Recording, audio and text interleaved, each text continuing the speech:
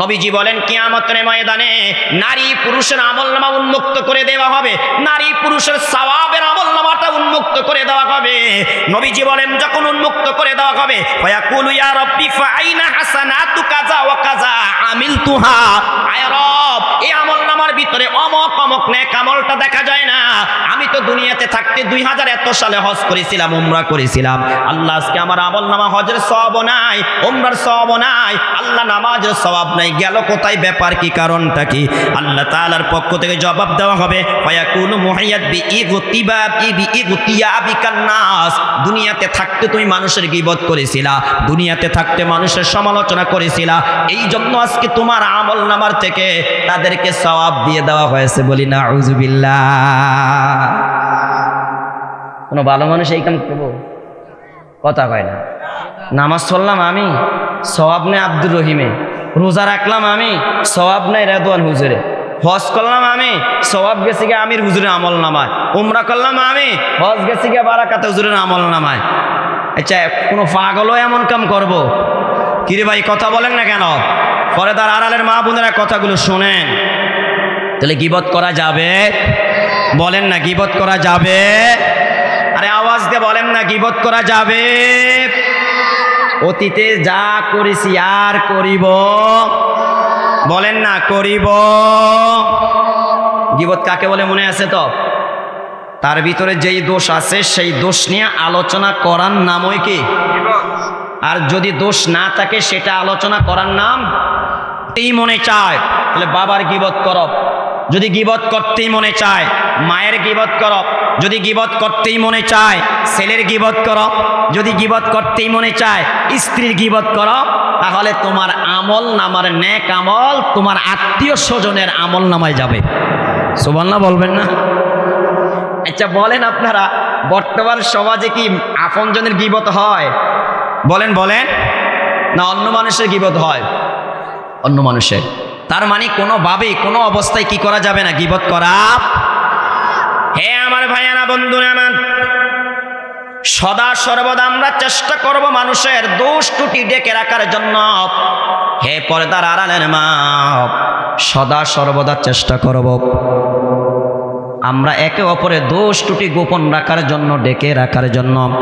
তাহলে আমার আপনার নবী বলেন মান সাতারা মুসলিমান সাতারাহুল্লাহু ইয়াউমাল কিয়ামাহ, যদি কোনো ব্যক্তি কোনো মুসলমানের দোষ ত্রুটি গোপন রাখে, একটা অন্যায় করতে দেখছে তারপরও প্রকাশ করে না, গোপন রেখেছে, আল্লাহর হাবিব বলেন কিয়ামতের ময়দানে আল্লাহ তোমার দোষ ত্রুটি গোপন রেখে তোমাকে মাফ করে দিবে।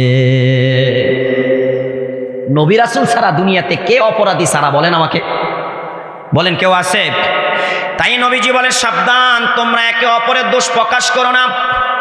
যদি তুমি অপরের দোষ গোপন রাখো আল্লাহ তাআলা তোমার দোষ কি রাখবে? গোপন রাখবে। ভাইয়ারা আমার দেখেন এই ব্যাপারে আপনাদেরকে বুখারী শরীফ থেকে একটা হাদিস শোনাই। ভাইয়ারা আমার, আসলাম গোত্রের একজন সাহাবী সাঈদ বিন মুসাইয়িব রাহমাতুল্লাহি আলাইহি বলেন, আসলাম গোত্রের একজন সাহাবী শয়তানের ধোঁকায় পড়ে জিনা করে ফেললেন। জিনা করার পরে তিনার ভিতরে যখন অনুতপ্ত তৈরি হলো, অনুশোচনা তৈরি হলো, আমি শয়তানের ধোঁকায় পড়ে জিনা করে ফেলেছি, আল্লাহর কাছে ক্ষমা চাইতে হবে, মাপ চাইতে হবে, দুনিয়াতে থাকতে এই পাপের কি নিতে হবে? সমাধান নিতে হবে। এবার এই সাহাবী দৌড়িয়ে নবীজির প্রথম সাহাবী আবু বকর সিদ্দিক রাদিয়াল্লাহু তাআলা আনহুর কাছে গেলেন, যে বলতে লাগলেন হে আবু বকর, আমি অদম শয়তানের ধোঁকায় পড়ে জিনা করে ফেলেছি, আমার সমাধান কি? আপনি আমাকে সমাধান বলে দেন। আবু বকর সিদ্দিক বললেন, হে আল্লাহর বান্দা, তুমি আমি ব্যতীত অন্য কাউকে ঘটনার কথা বলছো কিনা? ওই যুবক বললেন, না না, আপনি ব্যতীত আমি আর কারো কাছে যাই না, কারো কাছে এই ঘটনার বিবরণ দেই না। আবু বকর সিদ্দিক তখন বললেন, তুবু ইলাল্লাহ, তুমি আল্লাহর কাছে তওবা করো। কার কাছে? একটু আওয়াজ দিয়ে বলেন, আল্লাহর কাছে তওবা করো, আর কোন মানুষের কাছে তুমি এটা প্রকাশ করিও না। আল্লাহ তাআলার পর্দার আড়ালে থাকো। আল্লাহ তাআলা তওবাকারী তওবা কি করে কবুল করে? ওই ব্যক্তি মনে শান্তি পায় না, শান্তি পায় না। আবু বকর বলছে তওবা করার জন্য, কিন্তু আল্লাহ আমার গুনাহ মাফ করছে কিনা আমি তো নিশ্চিত জানতে পারি না। অন্তরে একটা অনুশোচনা। এর যুবক ভাই, এটাই মুমিনের আলামত, এটাই মুমিনের সিফাত। মুমিন যখন শয়তানের ধোঁকায় পড়ে গুনাহ করে ফেলবে, একটা অস্থিরতা তৈরি হয়ে যাবে, একটা অস্থিরতা তৈরি হয়ে যাবে। কতক্ষণ ক্ষমা চাইবে তো কতক্ষণ তওবা করবে, ঠিক না ঠিক ভাইয়ারা আমার? হ্যাঁ আমার ভাইয়ারা, বন্ধুরা আমার, এই যুবক দৌড়িয়ে ওমরে ফারুক রাদিয়াল্লাহু তাআলা আনহুর কাছে গেলেন, যে বলতে লাগলেন, হে ওমরে ফারুক, এই আল্লাহর বান্দা শয়তানের ধোঁকায় পড়ে জিনা করে ফেলেছে, তুমি আমার ব্যাপারে সমাধান দাও। এবার ওমরে ফারুক বলে, তুমি কি আমি ব্যতীত অন্য কাউকে জানাইছ? ওই আল্লাহর বান্দা বললেন যে না, আমি জানাই না, অথবা বললেন যে আবু বকর সিদ্দিককে জানাই না। ওমরে ফারুক রাদিয়াল্লাহু তাআলা তিনাকে একই কথা বললেন, তুমি আল্লাহর কাছে তওবা করো, আল্লাহ তাআলার পর্দার আড়ালের ভিতরে থাকো, তুমি তোমার গুনার কথা আর কারো কাছে প্রকাশ করিও না। একই কথা বললেন, আল্লাহ তোমার তওবা কবুল করবে। কিন্তু তার ভিতরে কোনো শান্তি আসে না, শান্তি আসে না। এবারে তিনি দৌড়ে আবু বকরের কাছে সমাধান পায় না, ওমরের কাছে সমাধান পায় না, আমার আপনার নবীর কাছে গেলেন, যে বলতে লাগলেন, ইয়া রাসূলুল্লাহ, ইয়া হাবিবাল্লাহ, ওগো আল্লাহর নবী, এই আদম শয়তানের ধোঁকায় পড়ে জিনা করে ফেলেছে, শয়তানের ধোঁকায় পড়ে জিনা করে ফেলেছে। ওগো আল্লাহর নবী, আপনার কাছে আসছি সমাধানের জন্য, আপনি আমাকে সমাধান দেন, আল্লাহ আমার গুনাহ মাফ করবে কিনা। যেই মাত্র নবীর কাছে এই কথা বললেন, ফাআরাযা আনহা রাসূলুল্লাহ সাল্লাল্লাহু আলাইহি ওয়াসাল্লাম, নবীজি তার দিক থেকে চেহারাটা ফিরিয়ে নিলেন। সুবহানাল্লাহ বলুন। নবী তার কথা শুনতে চায় না, নবী বুঝাইতে চাইলেন, তুমি পাপ করেছো, আল্লাহর কাছে ক্ষমা চাও। সুবহানাল্লাহ, সুবহানাল্লাহ। আমি মুহাম্মদ তোমার পাপের কথা শুনতে চাই না। এরে পরে দাঁড়ালেন মা, মনোযোগ দিয়ে হাদিসটা শুনেন। আজকে আমরা পাপ করি আবার প্রকাশ করে বেড়াই, ঠিক না ঠিক কথা বলেন? এরে যুবক ভাই, তুমি রাতের বেলা পাপ করো, দিনের বেলা বন্ধুদের সামনে তুমি এর দিয়ে বেড়াও, এর চাইতে বড় আমানতের খেয়ানত আল্লাহর আদালত আর কিছু হইতে পারে না। এই মানুষগুলো কিয়ামতের ময়দানে আল্লাহর কাছে সবচেয়ে বড় অপরাধী হিসাবে বিবেচিত হবে। ভিন্ন হাদিস আমার আপনার নবী বলেছেন, যেই স্বামী রাতের বেলা স্ত্রীর সাথে গোপনে নির্জনে মিলিত হয়, অথবা যেই স্ত্রী রাতের বেলা স্বামীর সাথে নির্জনে গোপনে মিলিত হয়, দিনের বেলা বান্ধবীদের কাছে যে স্বামীর সব কথা বলে দেয়, এমন মহিলা নাই? কথা কয় না। শীতের দিনে সকালবেলা সূর্য উঠছে, 500 জন একখানে বইয়া গল্প করতেছে। এই মহিলা রাত্রে কি করছে, ওই বেগুন হ্যাঁ করছে কয়, একের পরে এক হ্যাঁ কি করছে সব কয়, কথা কয় না কেন? আবার পুরুষে রাতের বেলা কি করছে, স্ত্রীর সাথে বন্ধুদের আড্ডা যে সিরিয়াল দিয়ে সব কয়, কথা কয় না কেন? চি চি, এরম নির্লজ্জ, বেহায়া, বেশরমিন্দা নারী পুরুষ আমাদের দেশে আছে নাকি নাই? আল্লাহর হাবিব বলেন কিয়ামতের ময়দানে এই নারী পুরুষ আল্লাহর কাছে সবচেয়ে বড় আমানতের খেয়ানতকারী হিসাবে উঠবে। চিল্লায়া বলি নাউযুবিল্লাহ। এরপরে তার আড়ালের মা, রাতের বেলায় তুমি তোমার স্বামীর সাথে কি করেছো এটা কারোর কাছে প্রকাশ করা যাবে না। এর যুবক ভাই, তুমি রাতের বেলা দিনের বেলা তোমার স্ত্রীর সাথে কি করেছো না করেছো সেটা প্রকাশ করা যাবে না। কারণ আল্লাহ বলেছেন, হুন্না লিবাসুল লাকুম ওয়া আনতুম লিবাসুল লাহুম। স্বামী স্ত্রীর জন্য পোশাক, স্ত্রী স্বামীর জন্য পোশাক। কথা ঠিক না ঠিক? তাই ভাইয়েরা আমার, বন্ধু আমার আপনার নবীর কাছে যুবক যে বলতে লাগলো, ইয়া রাসূলুল্লাহ, ইয়া হাবিবাল্লাহ, ওগো আল্লাহর নবী, আমি শয়তানের ধোঁকায় পড়ে জিনা করে ফেলেছি, আপনি আমার ব্যাপারে সিদ্ধান্ত দেন, ফয়সালা দেন। নবীজি তার দিক থেকে চেহারা ফিরিয়ে নিলেন। সাহাবী আবার নবীজির পাশে দিয়ে যে বলে, নবী আপনি আমাকে ফয়সালা দেন। নবী আবার চেহারা ফিরিয়ে নিলেন। এইভাবে একে একে 3 বার চেহারা ফিরাইলেন। কয়বার একটু আওয়াজ দিয়ে বলেন। আমগো অবস্থা কি রে? অমকের মাইয়া বেলে কি একটা হইছে, তোরা জানোস নি? কেউ একটু কস না, বেড়ার ফেরের বা তজমিতেছেন, এটা হুনন সারা। কথা কয় না কেন ভাইয়ারা আমার? বুঝেন না মনে হয় আপনারা কথা? মসজিদও আইছে, এখনো 5 মিনিট সময় জামাতের বাকি আছে। এরে খলিলের বাপ, অমকের ফলার বেলে কি একটা হইছে, জানোস না কিছু চাই? কত কথা কয় না কেন? আরে গিবত এখন মসজিদও চলে। কথা বলে না কেন ভাইয়ারা আমার?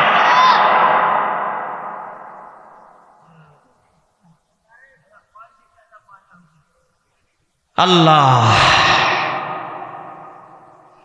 তাই ভাইয়ারা আমার, বন্ধুরা আমার, নবীজি একে একে তার দিক থেকে 3 বার চেহারা ফিরিয়ে নিলেন। নবীজি বুঝাইতে চাইলেন, হে আল্লাহর বান্দা, তুমি গোপনে পাপ করেছো, গোপনে আল্লাহর কাছে ক্ষমা চাও, আমাকে শোনাইয়া তুমি আমাকে সাক্ষী বানাইও না। চিল্লায়া বলি সুবহানাল্লাহ। এই হাদিসটা আমরা কি বুঝতে পারলাম? পর্দার আড়ালের মা বোনেরা, কেউ আমাদের কাছে তার পাপের কথা, দোষের কথা বলতে চাইলেও শুনতে নাই। বলেন না কি নাই? বলেন না ভাই? আরে আল্লাহর অলি খুঁজেন না, ফিসাবের দরবারে যে অলি খুঁজেন, অলি খুঁজে পান না আপনারা। এই যে নবী বলছেন ইত্তাকিল মাহারিমা তাকুন আবাদান নাস, সমস্ত হারাম থেকে বাঁচো, আসমানের নিচে জমিনের উপরে তুমি সবচেয়ে বড় আল্লাহর অলি হয়ে যাইবা। সবচেয়ে বড় কি হইবা? আমরা মনে করি অমকে ফিসাব, তমকে ফিসাব, অমকে ফিসাব করেন। আমরা যেই অর্থে এদেরকে পীর মনে করি, এদেরকে মানি, এদেরকে শ্রদ্ধা করি, এদেরকে ভক্তি করি, এদের অনুসরণ করি, এদের ভিতরে প্রকৃত পীরালিগিরি নাই। সব এখন দুনিয়ার পিছনে দৌড়ায়, সব দুনিয়ার পাগল, সব নিজের স্বার্থের জন্য দৌড়ায়। রাগ করতেছেন আমার কথায়? হ্যাঁ ভাইয়ারা আমার, বন্ধুরা আমার, এই হাদিস থেকে আমরা শিখতে পারলাম, কেউ যদি আমার কাছে নিজের দোষের কথা বলতে চায় আমি শুনবো না, কেউ যদি অন্য কারো দোষের কথা আমার কাছে বলতে চায় আমি শুনবো না। রাজি আছি কিনা ভাইয়ারা আমার? এরে ভাই, এই মাহফিল থেকে এই জিনিসটা শিক্ষা করেন। আজকে অনেকগুলা কথা বললাম, দুই একটা কথা আমল করেন, তাহলে কিয়ামতের ময়দানে আমিও আল্লাহর কাছে জবাব দিতে পারবো, আপনারা জবাব দিতে পারবেন। যারা মাহফিলের আয়োজন করেছে, লাখ লাখ টাকা খরচ করবে, তারাও জবাব দিতে পারবে। এরে আমাদের পাশের গ্রামের একটা ছেলে শাসন খোলার থেকে আসছিল, আমাদের প্রয়োজনীয় কিছু কথা বলে গেছিল, সেই কথাগুলো আমরা মেনে চলেছিলাম। তাহলে আল্লাহর আদালতে আমরা জবাবদেহি করতে পারবো। কথা ঠিক না ব্যাঠি? নবীজি তার দিক থেকে চেহারা ফিরিয়ে নিলেন। হাদিস শরীফের মধ্যে আসছে, আমার আপনার নবীর সাহাবী সাইদ বিন মুসাইয়িব রাহমাতুল্লাহ আলাইহি বলেন, বারবার সাহাবী যখন নবীর কাছে সমাধান চায়, ও নবী আমি শয়তানের দোকায় পড়ে জিনা করে ফেলেছি, আপনি আমাকে সমাধান দেন। দেখেন নবীজি তারপরও কি করছে, একটু মনোযোগ দিয়ে শুনেন। আমার আপনার নবীর সাহাবী বলেন, আল্লাহর হাবিব তখন কি করলেন, তার পরিবারের মধ্যে লোক পাঠাইলেন, তার বাড়ির মধ্যে লোক পাঠাইলেন, তার ফ্যামিলির কাছে লোক পাঠাইলেন, পাঠিয়ে জানতে চাইলেন এই লোকটা কি অসুস্থ নাকি। সুবহানাল্লাহ, সুবহানাল্লাহ। এই লোকটা অসুস্থ নাকি, অসুস্থ হওয়ার কারণে এমন কথা বলছে নাকি। ওরে ভাই, একটু মনোযোগ দিয়ে শোনো, ইসলাম কাকে বলে ভাই, ইসলাম কাকে বলে, একটু মনোযোগ দিয়ে শোনো। অথচ আমি আর তুমি ইচ্ছা করে কত মানুষের ইজ্জত সম্মান নষ্ট করতেছি ভাই। আমার আপনার নবী ওই লোকের ব্যাপারে বাড়িতে লোক পাঠাইলেন। পর্দার আড়ালের মা, একটু মনোযোগ দিয়ে শোনো। নবী তারপরে তার দোষের কথা জানতে চায় না, রাসূল তারপরে তার দোষের কথা নিজের কানের মধ্যে ঢুকাইতে চায় না। নবী তার বাড়ির মধ্যে লোক পাঠাইলেন, যাও তার বাড়িতে যে একটু জানো এই লোকটাকে অসুস্থ নাকি, অসুস্থতার কারণে এমন কথা বলতেছে নাকি। নবী তারপরে বলেন অসুস্থ না, অথবা আমবিহি জিন্না, অথবা এই লোকটা কোনো পাগল নাকি, পাগল নাকি মাতাল নাকি, মাতলামির কারণে এমন কথা বলতেছে নাকি, পাগলের কারণে এমন কথা বলতেছে নাকি। তার পরিবার পরিজন থেকে খবর পাঠাইলো, ও নবীজি না না, লোকটা অসুস্থ নয়, এই লোকটা পাগল নয়, লোকটা হলো সুস্থ মানুষ। এবার আমার আপনার নবী আবার প্রশ্ন করে, এই লোকটা বিবাহিত নাকি অবিবাহিত। এবার জবাব দেওয়া হইল, লোকটা হইল বিবাহিত। ভাইয়ের আমার, যেই মাত্র বলা হইল বিবাহিত, আমার আপনার নবী সাহাবীদেরকে আদেশ করলেন, তোমরা তার জন্য জমিনের মধ্যে মাটি খনন করো। কোমর পর্যন্ত মাটি খনন করা হলো। মাটি খনন করার পরে কোমর পর্যন্ত তাকে মাটির নিচে ঢুকাইয়া রজম ডিলা পাথর মেলে দুনিয়ার থেকে বিদায় করে দিলেন। চিল্লাইয়া বলি সুবহানাল্লাহ। হে আমার ভাইয়েরা, বন্ধুরা আমার, কি বুঝতে পারলেন এই হাদিস থেকে? কি বুঝতে পারলেন? আবু বকর সিদ্দিকের কাছে গেলেন গুনাহ করেন, তিনি বলেন তুমি আমাকে ছাড়া কাউকে জানাইও না। ওমরের কাছে গেলেন, তিনিও বলে আমাকে ছাড়া কাউকে জানাইও না। গোপনে গোপনে তওবা করো। কার কাছে? আওয়াজ দিয়ে বলেন না কার কাছে ভাইয়েরা আমার। শেষ পর্যন্ত যখন তিনার মনের মধ্যে শান্তি আসে না, শেষ পর্যন্ত কার কাছে গেলেন? রাহমাতাল লিল আলামিন নবী মুহাম্মদ রাসূলুল্লাহ সাল্লাল্লাহু আলাইহি ওয়াসাল্লামের কাছে গেলেন। যাওয়ার পর নবীজি তার পাপের কথা শুনতে চায় না, তার অন্যায়ের কথা শুনতে চায় না। শেষ পর্যন্ত যখন নিরুপায় হয়ে সে তার পাপের স্বীকৃতি দিল, তার পরিবার পরিজন সাক্ষী দিল, আল্লাহর হাবিব তখন তার উপর হদ কায়েম করলো। চিল্লায়া বলি সুবহানাল্লাহ। তাহলে ভাইয়েরা আমার, বন্ধুরা আমার, পর্দার আড়ালের মা বোনেরা, এই হাদিস থেকে, বুখারীর হাদিস থেকে আমরা কি বুঝতে পারলাম? নিজের চরিত্রকে হেফাজত করি। আমরা কারো দোষ চর্চা করবো না, কেউ দোষ চর্চা করলো আমরা শুনবো না, শুনতে চাইবো না। রাজি আছি কিনা ভাইয়েরা আমার? আল্লাহর হাবিব বলেন তাহলে লাভ কি ফায়দা কি জানো? মান সাতারা মুসলিমান সাতারাহুল্লাহু ইয়াউমাল কিয়ামা, যে দুনিয়াতে কোনো মুসলমানের দোষ গোপন রাখবে, আল্লাহ কিয়ামতের ময়দানে তার দোষ ত্রুটি গোপন রাখবে, মানুষের সামনে প্রকাশ করবে না। চিল্লায়া বলি সুবহানাল্লাহ। মানুষের দোষ যদি গোপন রাখেন, মৃত মানুষকে জীবিত যদি আপনি করতে পারেন, একটা মৃত মানুষকে জীবিত করলে যেই পরিমাণ সওয়াব পাবেন, একটা মানুষের দোষ গোপন রাখলে আল্লাহ আপনার আমলনামা সেই পরিমাণ সওয়াব দিবে। খুশি না বেজার? আবু দাউদ শরীফের হাদিস বলবো নি হাদিসটা ভাইয়ারা আমার প্রিয় ভাই। আমাকে তো প্রতিদিন কথা বলা লাগে, এক বিষয়ের উপরে এতক্ষণ কথা বললে কথা তো সারা রাত্র বলা যাবে ইনশাআল্লাহ, কিন্তু আমার তো কষ্ট হচ্ছে ভাই, প্রতিদিন তো কথা বলা লাগে, কোনোদিন 2টা 3টা করেও প্রোগ্রাম করা লাগে ভাই। আল্লাহ, তাহলে বলছিলাম কেউ যদি কারো দোষ চর্চা না করে কি রাখে, বলেন না কি রাখে, গোপন রাখে, একটা মৃত মানুষকে জীবিত করলে যেই সওয়াব আল্লাহ তাআলা আমলনামা সেই পরিমাণ সওয়াব দিবে। হ্যাঁ আমার পর্দার আড়ালের মা বোনেরা, এই হাদিসটা মনোযোগ দিয়ে শুনেন। আবু দাউদ শরীফের হাদিস, উবাই ইবনে আমের। হ্যাঁ আমার পর্দার আড়ালের মা বোনেরা, আপনারা সবচেয়ে বেশি গীবত করে থাকেন। আবু দাউদ শরীফের হাদিসের মধ্যে আসছে উকবা বিন আমের রাদিয়াল্লাহু তাআলা আন, তিনার একজন লেখিকা ছিল। কি ছিল কথা বলেন ভাইয়ারা আমার? যারা লেখে তা করে কি কয় বলেন না, বলেন না, বলেন না, কি বলে? সচিব, সচিব কি বলে বলেন? হ্যাঁ আমার পর্দার আড়ালের মা বোনেরা, সাহাবী উকবা বিন আমের রাদিয়াল্লাহু তাআলা আন, তিনার একজন সচিব ছিল, যার নাম হইল জুখাইনা রাদিয়াল্লাহু তাআলা আন। এই উকবা বিন আমের রাদিয়াল্লাহু তাআলা আনহু বলেন, আমার সচিব একদিন আমার কাছে এসে বললেন, ওগো আল্লাহর নবীর সাহাবী, আমার একজন প্রতিবেশী আছে যে মদ পান করে। কি পান করে একটু কথা বলেন, বলেন না কি পান করে ভাইয়ারা আমার? ভাইয়ারা আমার, বন্ধুরা আমার, হাদিসটা মনোযোগ দিয়ে শোনেন। উকবা বিন আমের রাদিয়াল্লাহু তাআলা আনহু, তিনার একজন সচিব ছিল। ওই সচিব একদিন তিনার মনিবের কাছে বলতে লাগলেন, হে আল্লাহর নবীর সাহাবী উকবা বিন আমের, আমার একজন প্রতিবেশী আছে যিনি মদ পান করেন। আমি তাকে কি করলাম, উপদেশ দিলাম, কিন্তু সে কি করে না, মদ পান ছাড়ে না, মদ পান করা বন্ধ করে না। এখন আমি চাচ্ছি পুলিশ খবর দিয়ে তাকে পুলিশে দিয়ে দেব।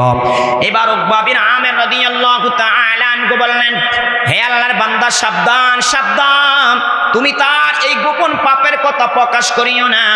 তুমি জানো সে মদ পান করে, তাকে তুমি পুলিশে ধরিয়ে দিও না, তুমি তার দোষগুলা গোপন রাখো। কিছুদিন এইভাবে চলে গেল, আবার কিছুদিন পরে উকবাকে বলতে লাগলেন, ও আল্লাহ, তাকে পুলিশে দিয়ে দিব। এবার উকবা বিন আমের বলেন, সাবধান সাবধান, তুমি তাকে পুলিশে দিও না। ওয়াইজুহুম, তুমি তাকে উপদেশ দাও, তুমি তাকে বুঝাও। তখন তিনি বললেন, হে আমার সচিব, তুমি শোনো, আমি শুনেছি আল্লাহর হাবিব বলেছেন, আমার আপনার নবী বলেছেন, মান রাআ আওরাতান ফাসাতারাহা কানা কামান আহইয়া মাউদা। উকবা বিন আমের রাদিয়াল্লাহু তাআলা আনহু বললেন, হে আমার সচিব, তুমি শোনো, আমার আপনার নবী বলেছে, যদি কোনো ব্যক্তি কোনো মুসলমানের দুষ্টুটি দেখতে পায়, যদি কোনো মুসলমান দেখে অপর মুসলমান একটা অন্যায় করেছে, অপর মুসলমান একটা পাপ কাজ করেছে, অপর মুসলমান একটা দোষের কাজ করেছে, নবী বলেছেন যদি দেখার পরে সেটা সে গোপন রাখে, গোপন রাখে, গোপন করে, আমার আপনার নবী বলেছেন, কামান আহইয়া মাউউদা, সে যেন মৃত একটা মানুষকে জীবিত করে দিল। চিল্লায়া বলি সুবহানাল্লাহ। কি বুঝলেন? মানুষের দোষ গোপন রাখলে মৃত মানুষ জীবিত করার কি পাওয়া যায়? বলেন না, বলেন না ভাইয়ার আমার। আল্লাহ ছাড়া কি পৃথিবীর কেউ মৃত মানুষ জীবিত করতে পারে? বলেন না পারে? আরো জোরে বলেন না পারে? যেই কাজ করার ক্ষমতা কার? আল্লাহ। সেই কাজে ক্ষমতা নবীজি উম্মতদেরকে দিয়ে বুঝাইলেন যে তুমিও যদি কোনো মুসলমানের দুষ্কুটি দেখার পরে গোপন রাখো, পর্দার আড়ালের মা, তুমিও যদি কারো দুষ্কুটি দেখার পরে গোপন রাখো, উকবা বিন আমের বলছে তুমি তাকে গোপনে বুঝাও, গোপনে বুঝাও, তাকে গোপনে বুঝাও, তবে তার দুষ্কুটির কথা মানুষের সামনে বলে তাকে লজ্জা দিও না, তাকে শরম দিও না, তাকে তাকে পুলিশের হাতে দিও না, তাকে আইন শৃঙ্খলা বাহিনীর হাতে তুলে দিও না, তার জীবনটা শেষ করে দিও না। বলেন তো এমন মুসলমান বর্তমানে কয়জন পাওয়া যাবে? ও পর্দার আড়ালের মা, নবী বলেন যদি তুমি তার গোপন দোষ গোপন রাখো, তোমার বোনের দোষ গোপন রাখো, তোমার পাড়া প্রতিবেশীর দোষ গোপন রাখো, তাহলে একটা মৃত মানুষকে জীবিত করলে যেই পরিমাণ সওয়াব, একটা মৃত মানুষকে জীবিত করলে কি পরিমাণ সওয়াব পাওয়া যায় এটা পৃথিবীর কেউ বলতে পারবে? কথা বলে না ভাইয়ারা আমার, পারবে কেউ? এই পরিমাণ সওয়াব আল্লাহ তাআলা আমলনামা দান করবে। তাই ভাইয়ারা আমার, বন্ধুরা আমার, আমাদের সকলেরই হাদিস থেকে শিক্ষা গ্রহণ করার দরকার। আমরা আজকের থেকে মানুষের দোষ ত্রুটি প্রকাশ করব না। আমরা মানুষের দোষ ত্রুটিগুলা কি রাখবো? গোপন রাখবো। বলেন কি রাখবো ভাইয়ারা আমার? আরো জোরে বলেন না কি রাখবো? আমরা মানুষের দোষ ত্রুটি যদি গোপন রাখি, আল্লাহ কিয়ামতের ময়দানে আমাদের দোষ ত্রুটি গোপন রাখবে। আমরা যদি মানুষের দোষ ত্রুটি গোপন রাখি, আল্লাহ তাআলা আমাদেরকে মানুষ জীবিত করার সওয়াব দান করবে। সুবহানাল্লাহ। হ্যাঁ আমার পর্দার আড়ালের মা বোনেরা, আমরা দুনিয়ার শাস্তির কথা জানলাম, হাসরে ময়দানের শাস্তির কথা জানলাম, কিন্তু কবরের শাস্তির বিষয়টা আমরা সর্বশেষ একটু আলোচনা করি। গীবতের অনেকগুলো পয়েন্ট আছে, এবার আমরা কবর জগৎ নিয়ে একটু কথা বলি। কোন জগৎ? বলেন না কোন জগৎ? যাওয়া লাগবে? কথা বলে না, যাওয়া লাগবে? হ্যাঁ আমার ভাইয়ারা, বন্ধুরা আমার, মুসনাদে আহমদের মধ্যে হাদিস আসছে, আবি বাকর রাদিয়াল্লাহু তাআলা আনহু থেকে বর্ণিত। তিনি বলেন আমি একদিন নবীজির সাথে চলতেছিলাম, নবীজি আমার হাতের মধ্যে ধরা অবস্থায় ছিলেন, আর নবীজির বাম দিকে আরেকজন ছিলেন। তিনি বলেন চলতে চলতে চলতে চলতে আমরা দুইটা নতুন কবরের নিকটে চলে আসলাম। কয়টা নতুন কবর? একটু আওয়াজ দিয়ে বলেন, আরো জোরে বলেন না কয়টা? আমার আপনার নবী যখন কবরের সামনে চলে আসলেন, সাথে দুইজন সাহাবী আছেন, একজন ডাইন দিকে আরেকজন বাম দিকে।